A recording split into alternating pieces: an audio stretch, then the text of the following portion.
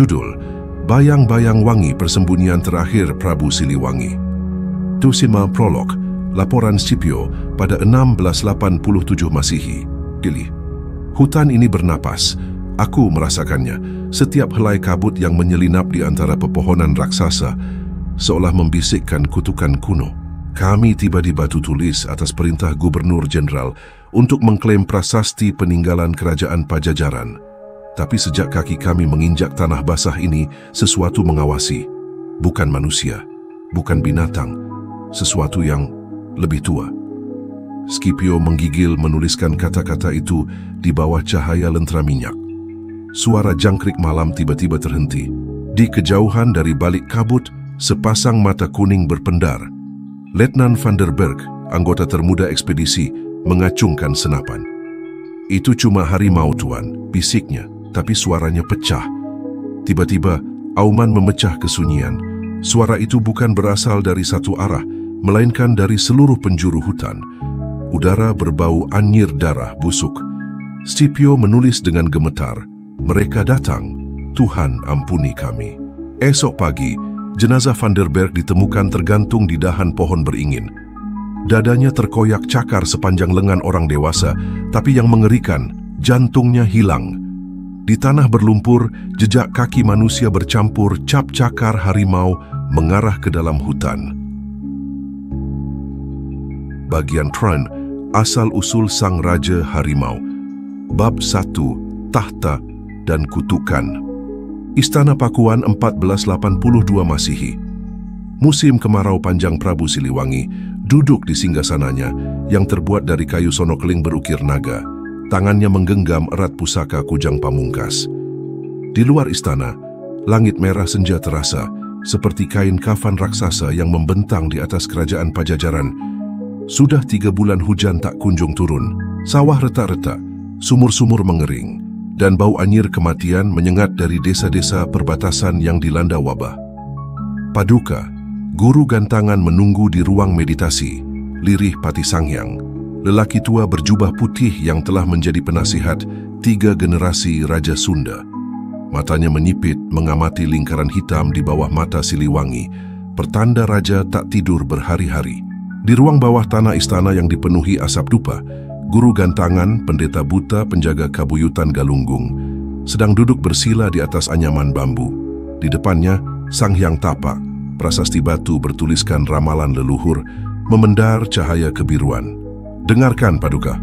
Suara guru gantangan parau, jarinya yang keriput menunjuk ke tulisan kuno. Di sini tertulis, "Ketika bulan darah menyentuh puncak salak, Sang Prabu akan kehilangan bayangannya pada cakar Maung Bodas. Kerajaan akan runtuh di bawah kaki harimau yang menolak bayangannya." Siliwangi mengerutkan kening. Apa artinya? Guru gantangan mengangkat mangkuk kuningan berisi air suci. Di permukaannya bayangan Siliwangi tiba-tiba berubah. Sosok manusia dengan kepala harimau putih mengunyah jantung manusia. "Kau akan berubah menjadi apa yang kau takuti, atau kau akan mati mencoba melawannya," bisiknya. Adegan 1, mimpi buruk sang raja malam itu. Siliwangi terbangun oleh suara lolongan anjing di kejauhan. Tapi ketika ia membuka jendela kamar, seluruh istana sunyi. Bahkan para penjaga tak terlihat. Bau anyir darah tiba-tiba memenuhi ruangan. Dari balik tirai, sosok wanita berbaju kuning muncul, Nyi Roro Kidul. "Hati-hati dengan persembahanmu, Raja," bisiknya, suaranya seperti gemericik air terjun. Gunung Salak tak akan menerima darah yang tercemar kesombongan. Sebelum Siliwangi sempat bertanya, bumi bergetar. Lantai istana runtuh, dan ia terjatuh ke dalam jurang gelap. Ia terbangun di tengah hutan purba. Pepohonan raksasa dengan akar berdarah menjulang. Langit dipenuhi matahari kembar berwarna merah. Di kejauhan, suara ribuan harimau mengaum serempak. "Kau di wilayahku sekarang," suara bergema dari segala penjuru. Dari balik kabut, seekor macan putih sebesar gajah muncul. Bulunya berpendar seperti perak cair. Gigi taring sepanjang pedang meneteskan lendir kehijauan. "Kenapa kau ganggu ketenanganku, manusia raja?" Siliwangi mencabut keris, tapi kakinya terperangkap akar berdarah. "Aku hanya ingin melindungi rakyatku." Macan putih itu menggeram, menghembuskan nafas berbau bangkai. Lalu kenapa kau biarkan mereka mati kehausan? Kenapa kau tak persembahkan dirimu sendiri pada Dewi Sri? Sebelum Siliwangi menjawab, cakar raksasa menyambar. Adegan 2. Bangun dari mimpi. Siliwangi terbangun di kamarnya, berkeringat dingin. Tapi ini bukan lagi kamar yang sama. Dinding penuh goresan cakar, ranjang kayu jati seharga 10 kerbau itu remuk menjadi serpihan. Di sudut ruangan, seekor kucing hitam mati tergantung dengan usus terburai, membentuk simbol Surya Majapahit. Paduka, teriak Pati Sanghyang yang baru saja masuk. Matanya terbelalak melihat bekas pertarungan.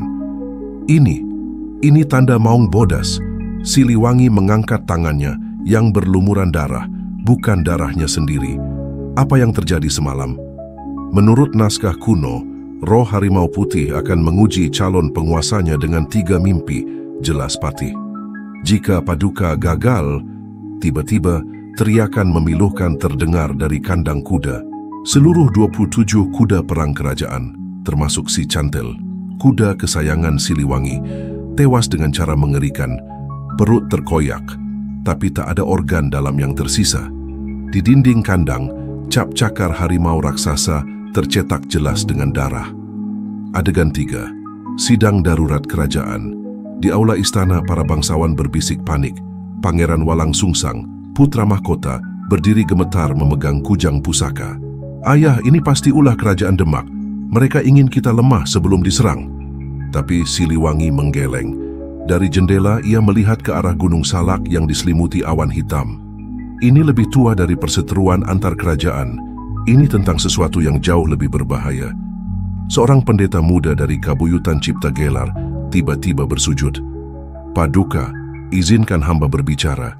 Di desa kami, 5 gadis hilang bulan lalu. Saat ditemukan di hutan, tubuh mereka utuh tapi jantungnya hilang. Ada cap cakar harimau di tanah. Dengan gemetar, pendeta itu mengeluarkan batu berbentuk hati dari kantongnya. Batu itu berdenyut seperti organ hidup. Ini ditemukan di salah satu mayat. Siliwangi memegang batu itu. Tiba-tiba visi menyergapnya. Dirinya berdiri di puncak Gunung Salak, dikelilingi ribuan harimau putih. Di tangannya, jantung manusia masih berdetak. Bab 2. Pertempuran di Curug Sawer lokasi. Curug Sawer Majalengka, 1485 Masihi Kabud, tebal menyelimuti lembah Curug Sawer, menyamarkan raungan air terjun setinggi 30 meter yang menghujam batu-batu hitam.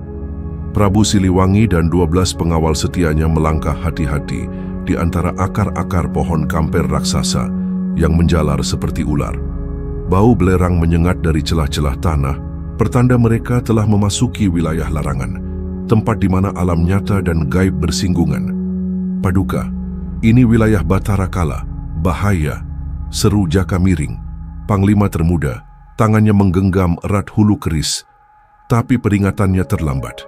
Dari balik kabut, suara mendesis terdengar, manusia berani menginjak tanah suci kami. Seketika, 5 sosok muncul, bukan harimau biasa. Mereka berdiri tegak seperti manusia. Cakar depan berubah menjadi tangan bercakar, mata kuning berpendar seperti api. Yang paling besar memakai kalung tengkorak manusia, Maung Bodas, Raja Siluman Harimau Putih. Kau pikir bisa lolos hidup-hidup manusia raja?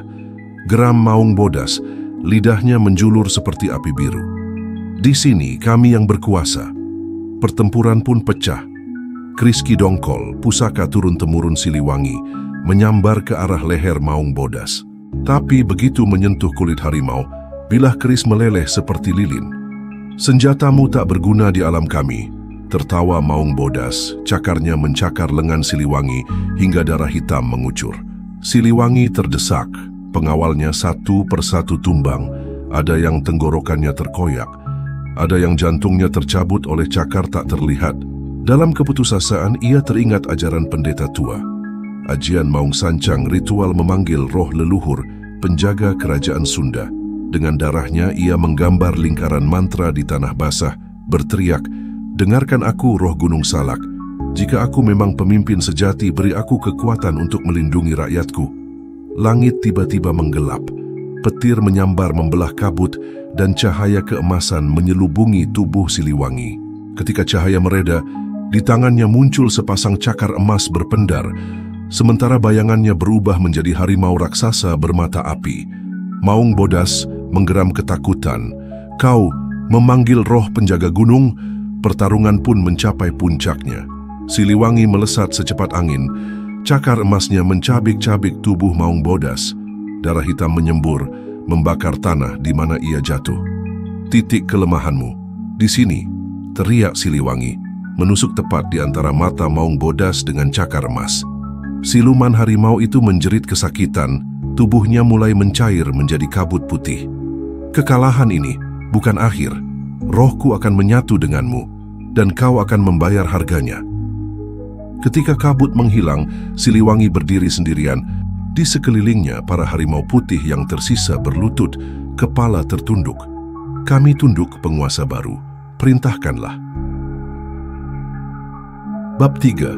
Persekutuan Abadi Istana Pakuan, 1486 Masihi, 2 bulan pasca pertempuran malam itu.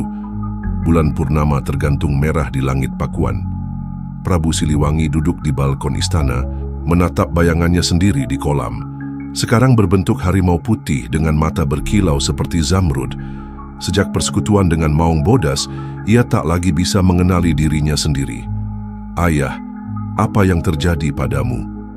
Pangeran Walangsungsang, putra mahkotanya, berbisik ketakutan. Ia menyaksikan ayahnya menyantap daging rusa mentah yang diberikan pawang harimau, ritual yang diwajibkan setiap bulan purnama. "Kekuatan ini seperti pisau bermata dua, nak," jawab Siliwangi, suaranya parau. "Aku bisa menghancurkan musuh dalam sekejap, tapi lihatlah." Ia mengangkat tangan. Kukunya telah berubah menjadi cakar hitam yang runcing. Di medan perang, perubahan itu menguntungkan.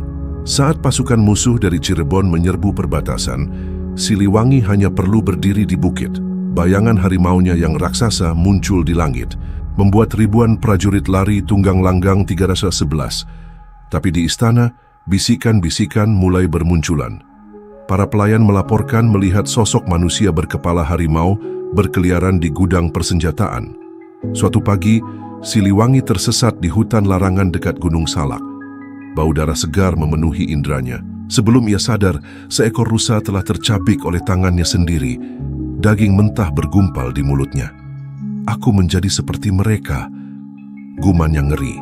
Maung Bodas muncul dalam mimpinya malam itu. Suaranya bergema dari dalam diri Siliwangi. "Kau bukan lagi manusia dan bukan pula harimau, kau adalah penjaga ambang." Ritual pengikatan. Di puncak Gunung Salak, Siliwangi melakukan ritual mupuk pamali bersama para tetua adat. Darah harimau putih dicampur dengan madu hutan, diminum sebagai ikatan abadi. Sejak itu, 1. Pasukan gaib. 100 harimau putih menjadi pengawal tak kasat mata Istana 16. 2. Kutukan.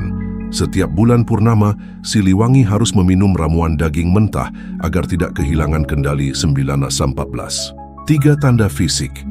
Garis-garis loreng mulai muncul di punggungnya menyebar seperti api menjilat. 3. Konflik batin. Pangeran Walangsungsang memohon ayahnya menghentikan ritual. "Ayah, ini bukan jalan yang benar. Kekuatan gaib akan menghancurkanmu." Tapi Siliwangi hanya menggeleng. "Aku telah menjual separuh jiwaku untuk Pajajaran. Tak ada jalan kembali." Bagian 2. Jejak di era modern. Bab 4. Penemuan arkeolog muda Laboratorium Arkeologi Universitas Pajajaran. Riani menatap lembaran kulit kayu kuno di bawah mikroskop. Tangan gemetar memegang kuas. Tulisan Sunda kuno itu jelas. Di Gunung Salak yang tersembunyi, di balik 7 curug dan 3 bukit mayat, berdiri istana gaib tempat sang Prabu beristirahat. Hanya yang tulus hati bisa melewati ujian macan putih. "Ini penemuan abad ini," bisiknya. Tapi profesor senior menertawakannya. "Omong kosong, Siliwangi cuma legenda. Fokuslah pada penelitian yang bisa dapat dana." Tapi Riani nekat. Malam itu, di kedai kopi gelap, ia bertemu dengan Erik, pemburu harta ilegal. "Saya bisa atur tim, tapi kita harus masuk minggu ini. Musim hujan akan membuat Gunung Salak lebih berbahaya." Bab 5. Ritual terlarang Gunung Salak. Kabut tebal menyelimuti Pura Parahyangan Agung. Riani dan 5 orang timnya berdiri mengelilingi patung macan putih setinggi 3 meter. Erik menuangkan darah kambing hitam ke dalam cekungan batu. Darah untuk penjaga gerbang, Erik membaca dari naskah palsu. Dengan ini kami memohon izin. Angin tiba-tiba berputar membentuk pusaran. Patung macan itu bergetar. Retakan muncul di mata batu mengeluarkan cahaya biru. Ini bukan efek khusus, kata Riani, wajah pucat. Tiba-tiba jeritan memecah malam. Budi, anggota termuda, tertarik ke dalam kabut oleh sesuatu yang tak terlihat. Jejak darah mengarah ke jurang. Di tepi jurang mereka menemukan sepatunya, penuh dengan bulu putih panjang. Bagian 3, Pertarungan Dua Dunia, Bab 6. Kutukan Maung Bodas Hutan Gunung Salak. Mereka tersesat. Kompas berputar liar. Ponsel mati. Suhu turun drastis padahal musim kemarau. Kita harus keluar, teriak Erik. Tapi jalan yang mereka lewati 10 menit lalu kini menjadi tebing terjal. Malam pertama, Anton hilang saat berjaga. Paginya, mereka menemukan tubuhnya di atas pohon, persis seperti catatan Scipio. Jantung hilang. Malam kedua, Tina, ahli botani, histeris melihat bayangan harimau di tendanya. Esok pagi mayatnya ditemukan utuh, kecuali lidah yang terpotong rapi. Riani menemukan prasasti di gua. Hanya darah penguasa yang bisa menghentikan amukan penjaga. Darah penguasa, Siliwangi, bisiknya. Tapi dari mana mereka bisa mendapatkan? Tiba-tiba, Erik menodongkan pistol. Maaf Riani, tapi mungkin darah keturunannya bisa bekerja. Ia mengeluarkan surat lama, silsilah keluarga Riani yang ternyata keturunan Pangeran Walangsungsang. Epilog, penjaga yang tak pernah tidur. Museum Nasional Jakarta, koleksi artefak Kerajaan Sunda, ruang 4B. Riani berdiri kaku di depan etalase kaca anti peluru.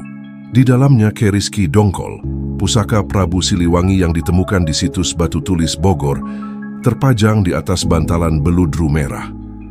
Bilah keris berusia 500 tahun itu masih memancarkan pamor berkilauan, meski tanpa pernah dibersihkan.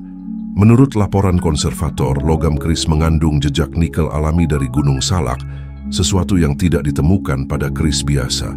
Bekas luka di pergelangan tangan kanannya berdenyut. Ingatan 3 bulan lalu di Gunung Salak masih menghantui. Darahnya yang tercampur tanah ritual membentuk pola Surya Majapahit di prasasti kuno, menghentikan serangan makhluk tak kasat mata. Adegan pertama, pertanda dari Carita Parahyangan pukul 21.30, lampu ruangan tiba-tiba redup. Dari sudut ruangan, bayangan panjang merayap di lantai marmer. Bentuknya seperti manusia berambut gimbal, diikuti jejak cakar harimau. Kau belum selesai, Riani. Suara itu membuatnya berbalik. Di balik etalase, pantulan kaca menunjukkan sosok pria bertubuh tegap dengan ikat kepala Sunda kuno, bermotif macan putih, dan kain kebat tenun galuh. Di bayangannya seekor harimau putih seukuran kuda menggeram. Paduka, Riani berbisik, merujuk pada gelar Prabu Siliwangi. Sosok itu mengangguk. Leuweung Sancang memanggilmu. Bawa pusaka ini kembali ke Gunung Salak saat Jumat Kliwon bulan depan. Jika tidak, adegan 2. Bukti dari arsip kolonial. Keesokan pagi, Riani menyelidiki arsip museum. Di dokumen laporan Scipio 1987, ia menemukan sketsa keris yang sama dengan catatan. Benda ini diklaim dari reruntuhan Istana Pajajaran. Setiap malam, penjaga Belanda melaporkan suara langkah harimau di gudang penyimpanan. Di halaman berikutnya, foto hitam putih tahun 1921 menunjukkan arkeolog Belanda tewas di ruang yang sama. Tenggorokannya terkoyak, tapi tidak ada jejak darah. Adegan 3. Pertemuan dengan penjaga gaib malam Jumat Kliwon. Riani membawa keris ke Gunung Salak. Di Pura Parahyangan Agung, 7 harimau loreng mengelilinginya. Seekor macan putih raksasa muncul dari kabut, berbicara dalam bahasa Sunda kuno. Darah Walangsungsang mengalir dalam tubuhmu. Terimalah tugas ini, atau kami akan mengambil kembali pusaka yang kau cemari. Dengan gemetar, Riani menusukkan keris ke telapak tangan. Kini kau adalah juru kunci antar zaman, suara Prabu Siliwangi bergema. jaga gerbang antara dunia nyata dan alam kami. Penutup, penjaga abadi. Di ruang keramat Leweung Sancang, batu prasasti baru muncul dengan tulisan, Riani Surti, juru kunci ke-13, penerus Trah Siliwangi, menjaga sejak tahun terkini. Masyarakat adat Garut masih berbisik. Setiap malam Jumat Kliwon, sosok wanita berjaket laboratorium terlihat berjalan di tepi hutan, diiringi bayangan harimau putih.